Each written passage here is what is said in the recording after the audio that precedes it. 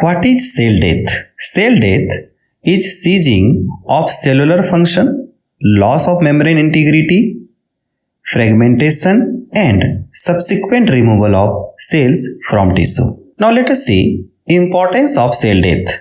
Why do cells die? It removes excess cells, damaged cells, infected cells, malfunction cells, or cells no longer useful in body.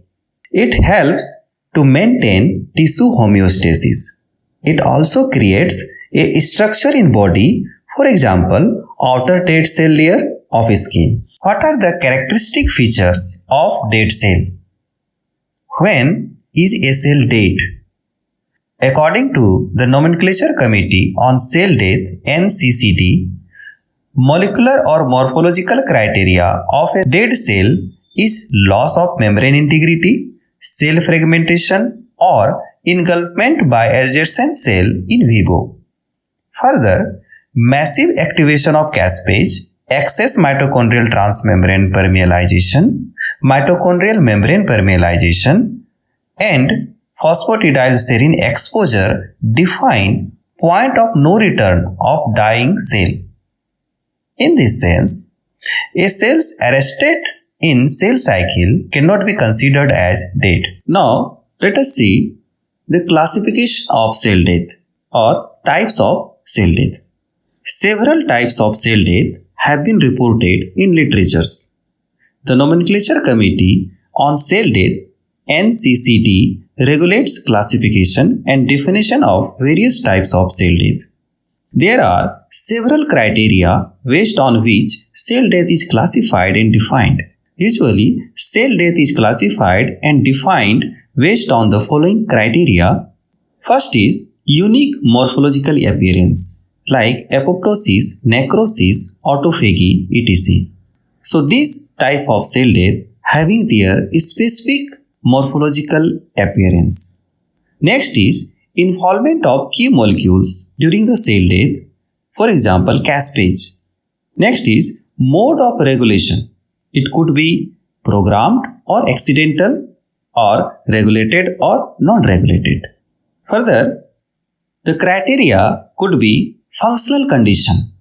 It may be physiological or pathological. Physiological means the cell death in normal condition, and pathological means in the cell death in disease condition. Next is involvement of immunological process.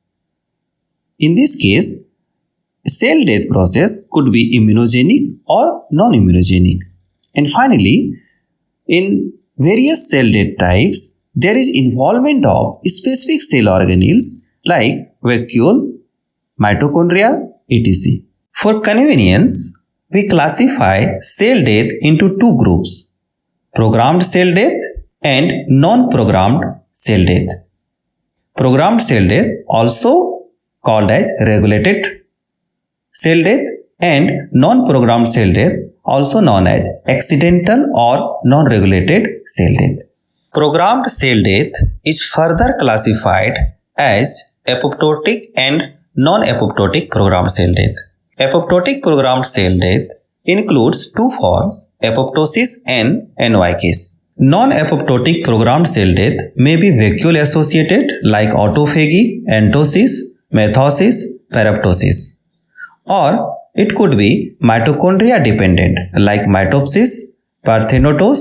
Further, non-apoptotic programmed cell death also iron dependent called ferroptosis. Sometimes this is immune reactive like pyroptosis, netosis, and other form of non-apoptotic programmed cell death include necroptosis. Non-programmed cell death include necrosis. This is non-regulated form of cell death. There are three major types of morphologically distinct cell death: apoptosis, autophagic cell death, and necrosis. Apoptosis, also known as type 1 cell death, autophagy type 2, and necrosis is known as type 3 cell death.